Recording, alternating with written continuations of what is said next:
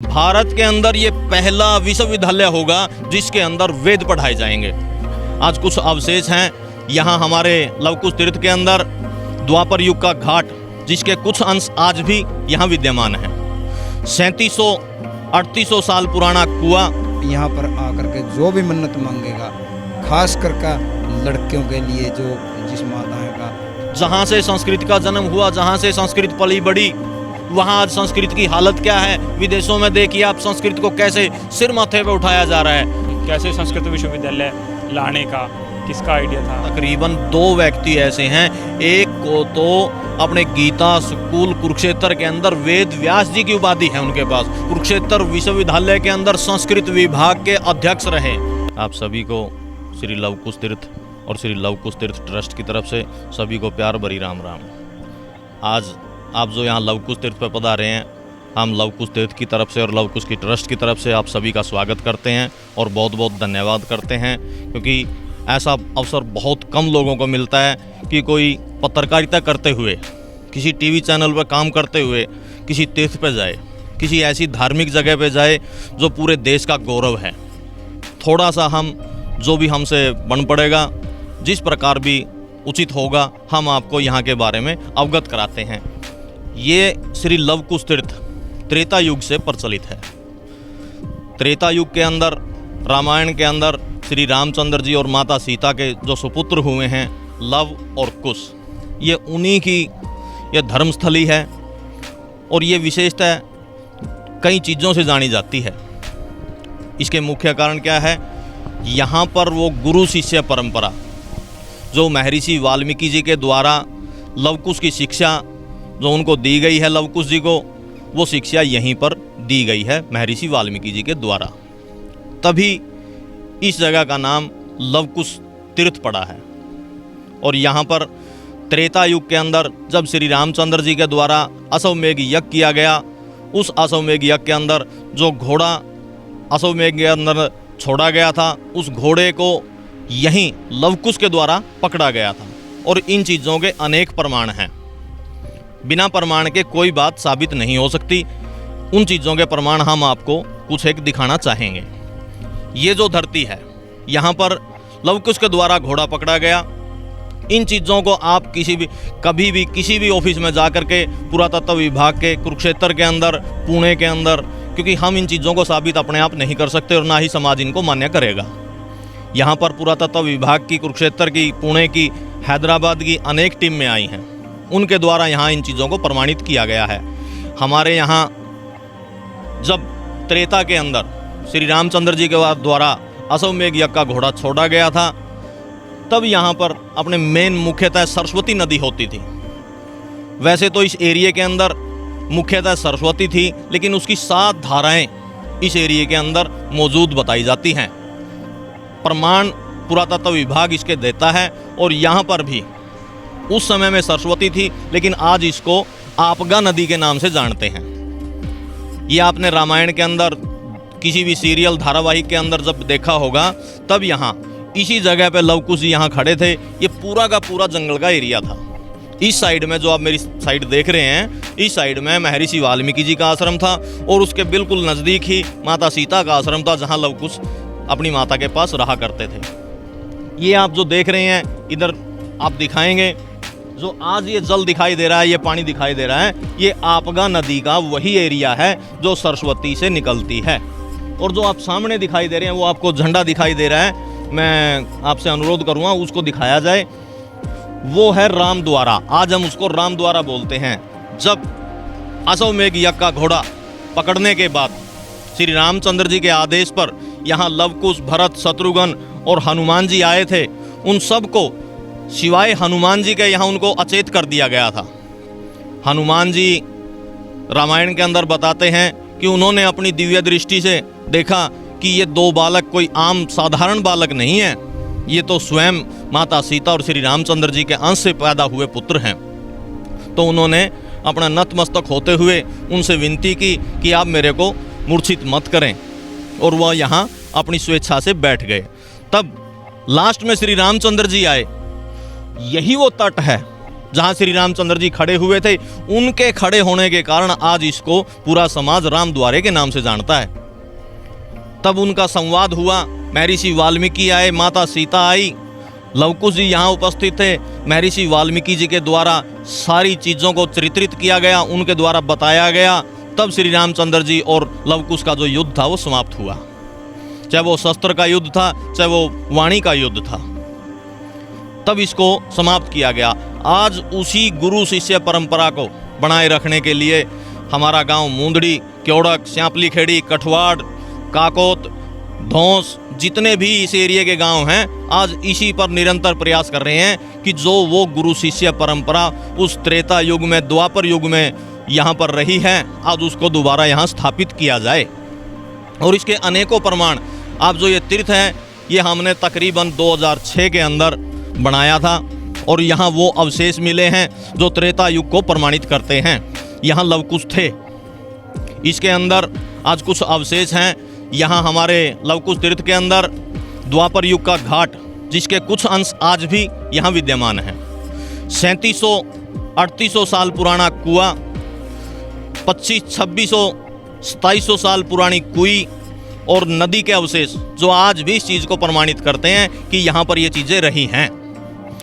इसके अलावा उसी गुरु शिष्य परंपरा को लेते हुए हमने यहाँ पर विचार किया, सबने मिलकर, महर्षि वाल्मीकि के सानिध्य में लवकुश ने शिक्षा ग्रहण की। उसी ऋषि परंपरा, उसी गुरु शिष्य परंपरा को बनाए रखने के लिए क्यों न यहाँ संस्कृत का एक विश्वविद्यालय, कोई विद्यालय ऐसा बनाया जाए।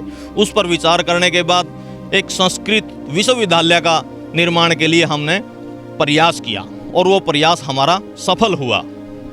उसी प्रयास को लेते हुए आज इसी धरती पर आज एक विश्वविद्यालय यहाँ शुरू होने जा रहा है। ये हम हमारे मुख्यमंत्री और मौजूदा सरकार, इन सब को बधाई देते हैं इस चीज़ की कि उन्होंने उस गुरु शिष्य परंपरा को रखते हुए, उसका सम्मान करते हुए, उसको एक ऐसा प्लेटफॉर्म, ऐसा दर्जा दिया कि आज भी वही युग दोबारा वापस आ सकता है। वही गुरु शिष्य परंपरा यहाँ से दोबारा चलेगी और इसके प्रमाण आज मिलना शुरू हो चुके हैं। उसी के संदर्भ में हमारा जो गांव है, सब हमारे साथ मिलकर हम दोबारा से कोशिश कर रहे हैं। जैसे उस वन के अंदर पौधे होते थे, वैसे ही पौधे, वैसे ही वृक्ष, वैसी ही लताएं, वैसी ही औषधियाँ हम यहाँ अपने लवकुश तीर्थ के ऊपर दोबारा से शुरू करें। और उसका एक प्रमाण मैं कैमरामैन से, भाई साहब से अनुरोध करता हूँ, आपको दिखाएं। ये जो पौधा आप देख रहे हैं, ये पौधा हमारे वेद पुराणों के अंदर इसको सतयुग का पौधा बोलते हैं। इसका पौराणिक नाम पारिजात है। उस समय के अंदर, द्वापर युग के अंदर, श्री कृष्ण जी के द्वारा स्वर्ग से 2 पौधे आए थे, एक कल्प वृक्ष और दूसरा पारिजात। आज इसका आधुनिक नाम जो पड़ा है वो हरसिंगार बोलते हैं इसको। और ऐसे ही अनेक पौधे, अनेक औषधियाँ आपको इस लवकुश तीर्थ पर यहाँ मौजूद मिलेंगी, हर एक तरह के। यहाँ आपको वो चीज़ें मिलेंगी जो त्रेता युग के अंदर महर्षि वाल्मीकि द्वारा रचित हैं और जो उस युग के जितने भी राजा महाराजा हुए हैं उनके द्वारा उन चीज़ों को प्रयोग में लिया गया है। इन सब चीज़ों के प्रमाण आपको यहाँ लवकुश तीर्थ के ऊपर मिलेंगे। आपने काफ़ी कुछ बताया, बहुत अच्छी जानकारी दी। बहुत जिस तरीके से आप पारिजात वृक्ष का जिक्र किया, ठीक है, इसमें कोई खासियत भी है, ऐसा कुछ जानकारी है? जी, इसके अंदर जितनी भी खासियत जो आप देखना, सुनना या मानना चाहेंगे, वो आपको वेद पुराणों के अंदर सब लिखित में मिलेंगे। इसका जो फूल है, मैं आपको इसकी छोटी सी पहचान बताऊंगा। सफ़ेद रंग का, छोटे रंग का फूल आता है इसका। असली पारिजात की पहचान क्या है? वो नीचे से थोड़ा सा गुलाबी मिलेगा और ऊपर से मिलेगा आपको सफ़ेद, वो इसकी पहचान है। और ऑक्सीजन को देने में, जैसे हमारे जितने वैज्ञानिक ऋषि मुनि बोलते हैं कि हमारा जो पीपल का वृक्ष है वो सबसे ज़्यादा ऑक्सीजन देता है, उसी प्रकार से ये पौधा भी पीपल के बराबर ऑक्सीजन हमें देता है।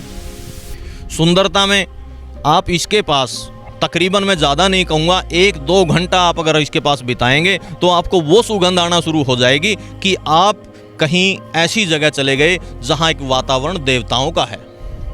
देवमय वातावरण बनाने में इस पौधे का बहुत बड़ा योगदान है। देखिए, एक गांव के अंदर इतना बड़ा प्रोजेक्ट, एक गांव में वो भी विश्वविद्यालय यूनिवर्सिटी लेकर आना विश्वविद्यालय जैसा, और वो भी संस्कृत का, मैं आपको बताऊंगा बड़ा हर्ष का विषय है। भारत के अंदर ये पहला विश्वविद्यालय होगा जिसके अंदर वेद पढ़ाए जाएंगे। और इस विश्वविद्यालय के अंदर जितने भी यहाँ से, जैसे किसी पॉलिटेक्निक या इंजीनियरिंग कॉलेज से बच्चे निकलते हैं, डिग्रियां लेने के बाद उनको तुरंत कंपनियां हायर कर लेती हैं, उनको ले जाती हैं।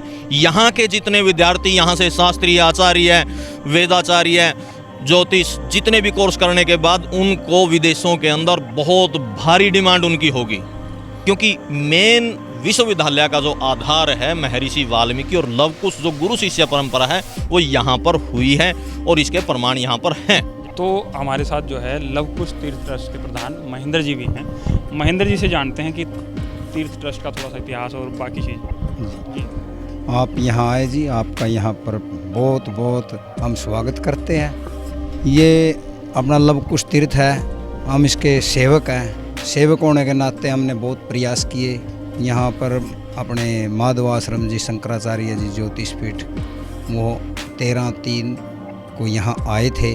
उन्होंने बाकायदा सारा कुछ देख करके और उसके बारे में मंथन करके यहाँ पर पूरा दिन उन्होंने यहाँ लगाया और रुके।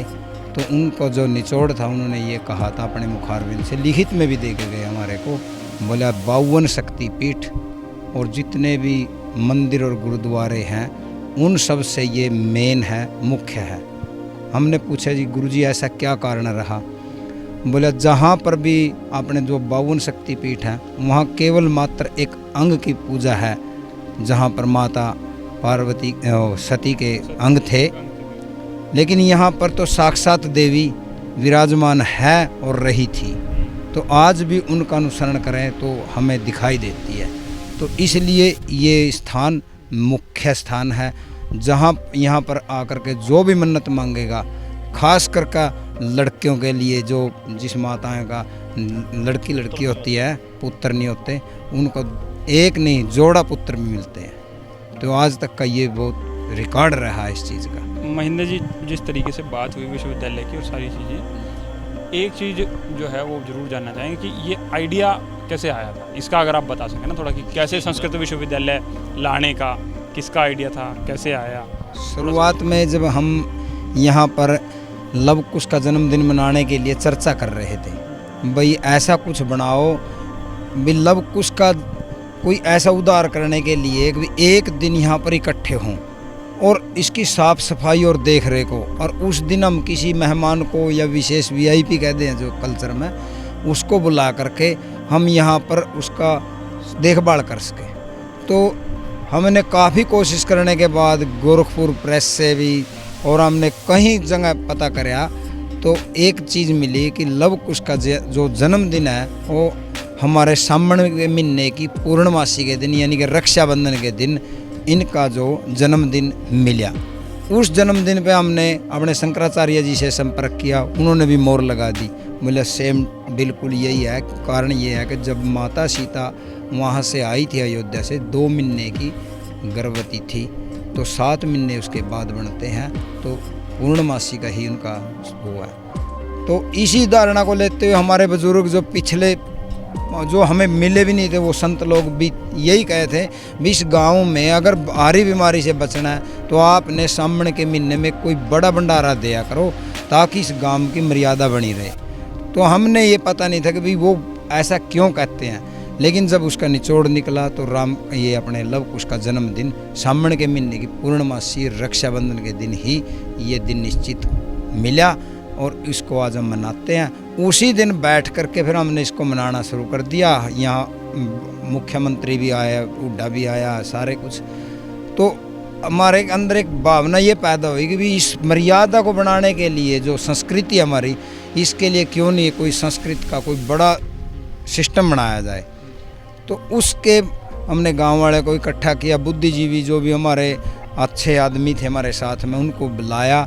तो उन्होंने कहा कि आप यहाँ पर आकर के एक संस्कृत विश्वविद्यालय की मांग करो, जैसे कुरुक्षेत्र में विश्वविद्यालय उसी तरह यहाँ पर भी विश्वविद्यालय बने, ताकि अपने इस गुरु शिष्य की परंपरा है जो, इसको बरकरार रखा जाए और अपने संस्कृति को उभारा जाए। तो संस्कृत विश्वविद्यालय की हमने डिमांड की सरकार ने हमारी डिमांड को मान्या और वो आज प्रफुल्लित हो गया है। तो एक जो है ये बता पाएंगे कि संस्कृत ही क्यों रखा फिर आपने, या हिंदी भी था, पंजाबी भी है और पाली भाषा में भी है, हमारी बहुत सारी तो ऐसी लिपियाँ हैं जो पढ़ी भी नहीं गई हैं अब तक, संस्कृत ही क्यों रखा? संस्कृत भाषा का इसलिए रखा जी, जो भी श्लोक वाल्मीकि ऋषि जी के मुख से पहली बार निकला था वो संस्कृत में श्लोक था। उन्हीं ने उसी संस्कृत को आगे बढ़ाने के लिए अपनी जो रामायण है वो भी संस्कृत में है, तो क्यों नहीं उन्हीं की आगे इस कार्यवाही को बढ़ाने के लिए हम भी संस्कृत की ही मांग करेंगे। तो ये हमारे आइडिया आया कि संस्कृत विश्वविद्यालय का ही नाम रखेंगे और उसी की डिमांड करेंगे। आप भी देखिए, जो आपने अभी प्रश्न किया बड़ा सुंदर प्रश्न है। ये किसी एक व्यक्ति विशेष की बात नहीं है और हमने अकेलों ने भी, यानी कि आपको जो दिखाई दे रहे हैं अभी एक दो व्यक्ति ने मिलकर ये फैसला लिया, ऐसा नहीं है। हमारे यहाँ बड़े विद्वान लोग, जो प्रगढ़ विद्वान जिसको संस्कृत के धुरंधर मानते हैं अपने एरिया के अंदर, यहाँ आजकल लगभग तकरीबन 2 व्यक्ति ऐसे हैं। एक को तो अपने गीता स्कूल कुरुक्षेत्र के अंदर वेद व्यास जी की उपाधि है उनके पास, डॉक्टर हिम्मत सिंह सिन्हा, दर्शन शास्त्र के विभागाध्यक्ष रहे हैं, अभी रिटायर हैं। उनका मार्गदर्शन हमें प्राप्त हुआ। डॉक्टर सुरेंद्र मोहन मिश्रा जी, जो पूरे कुरुक्षेत्र विश्वविद्यालय के अंदर संस्कृत विभाग के अध्यक्ष रहे और आज भी वो संस्कृत के बारे में पूरे विश्व के अंदर जाते हैं संस्कृत को बताने के लिए। ऐसे ऐसे महानुभाव और शंकराचार्य जी जैसे विद्वान और भी बहुत यहाँ ऋषि मुनि, बड़े विद्वान, पढ़े लिखे, मतलब हर तरह के लोग जो हमारे पास आए, हमने सबसे मतलब विचार विमर्श करने के बाद, क्यों देखिए अभी आपने एक प्रश्न किया था भाई साहब महेंद्र जी से, भाई संस्कृत ही क्यों रखा? पूरे विश्व की सबसे पहली भाषा संस्कृत है, वेदवाणी संस्कृत है, हर वेद संस्कृत के अंदर है। अभी आपने देखिए, हम यहाँ आज छोटी सी बात लगती है भाई हमारे यहाँ संस्कृत की यूनिवर्सिटी, लेकिन आप विदेशों में देखिए संस्कृत को किस प्रकार से प्रस्तुत कर रहे हैं वो लोग। आज वो संस्कृत पर कितना जोर दे रहे हैं। जहाँ से संस्कृत का जन्म हुआ, जहाँ से संस्कृत पली बड़ी, वहाँ आज संस्कृत की हालत क्या है। विदेशों में देखिए आप संस्कृत को कैसे सिर माथे पे उठाया जा रहा है। अकेले जर्मनी के अंदर कम से कम 14 यूनिवर्सिटी और 220 के आसपास स्कूल होंगे वहाँ। हमारे भारत के अंदर मुख्यतः 2 यूनिवर्सिटियों का नाम लिया जाता, नालंदा और पाटलिपुत्र। लेकिन आज भारत के अंदर ये पहला विश्वविद्यालय महर्षि वाल्मीकि संस्कृत विश्वविद्यालय मोहनधारा मुंदड़ी के अंदर ऐसा विश्वविद्यालय होगा। मैं आपको पहले भी बता चुका हूँ, पूरे भारत के अंदर आज तक कोई ऐसा विश्वविद्यालय नहीं है जिसके अंदर वेद की पढ़ाई होती हो, वेद को पढ़ाया जाता हो, लेकिन ये पहला विश्वविद्यालय है जिसके अंदर वेद को पढ़ाया जाएगा। वेदवाणी और संस्कृत हमारी संस्कृति के अंदर है, सबसे पहली भाषा। इसी वजह से यहाँ इसको संस्कृत का नाम दिया गया, सभी विद्वानों से विचार विमर्श करने के बाद, इसीलिए इसको संस्कृत का। और सबसे मेन बात क्या है, गुरु शिष्य परंपरा। वो गुरु शिष्य परंपरा जो थी वो संस्कृत के अंदर होती थी। महर्षि वाल्मीकि जी के द्वारा जो गुरुकुल के अंदर लवकुश को शिक्षा दी थी वो भी सारी संस्कृत की थी। सिर्फ इसी विचार से भाई जो हमारे ऋषि मुनियों ने यहाँ परंपरा पहले बनाई थी, जितना भी हो सके हम उस परंपरा को दोबारा लेके आएंगे। वो परंपरा संस्कृत के अंदर थी। इसी संस्कृति को बढ़ाने के लिए, इसी संस्कृति के उत्थान के लिए जो हमसे जितना भी बन पड़ रहा है, हम अपने द्वारा उसकी पूरी कोशिश और निरंतर कर रहे हैं और करेंगे। जब तक इस संस्कृत का उत्थान, इस विश्वविद्यालय का उत्थान, इस लवकुश तीर्थ का उत्थान, हमारे गांव का उत्थान, हमारे आसपास एरिया का उत्थान जब तक नहीं होता, तब तक हम इस पर निरंतर प्रयासरत हैं और रहेंगे। पूरे भारत देश को नमस्कार करता हूं और मैं बताना चाहता हूं कि मैं लवकुश महातीर्थ से जल लेकर और अयोध्या के लिए गया था। मेरा आना और जाना 2151 किलोमीटर की यात्रा थी और जिसमें मैं यहाँ से लवकुश महातीर्थ से जल भर कर मतलब लेकर वहाँ पे गया था और वहाँ पे सीता माता का महल देखा और हनुमानगढ़ी देखा, सभी जगह दर्शन किए और वहाँ पे जो श्री राम जी के चरणों में लवकुश महातीर्थ का जल चढ़ाया और उनसे हाथ जोड़कर प्रार्थना की। महर्षि वाल्मीकि के नाम से एक यूनिवर्सिटी बनने जा रही है कि वहाँ पर बच्चे पढ़ें और लव कुश जैसे वीर हों, पराक्रमी हों, साहसी हों। हमारे पूरे गांव की तरफ से, मुंदड़ी की तरफ से, मैं एक जो घड़ियाल होता है आरती करने के लिए, वाद्य यंत्र बोलते हैं आरती के लिए उसे, तो वहाँ पर गांव मुंदड़ी की तरफ से हम देकर आए थे। हाँ, और वहाँ पे लव कुश का जल भी चढ़ा कर आए थे। तो इसी उद्देश्य से मैंने ये यात्रा की थी। मैं सभी से और भगवान से हाथ जोड़कर प्रार्थना करता हूँ कि जो हमारी यात्रा है वो भी सफल हो और हमारे यहाँ जल्द से जल्द यूनिवर्सिटी का निर्माण हो।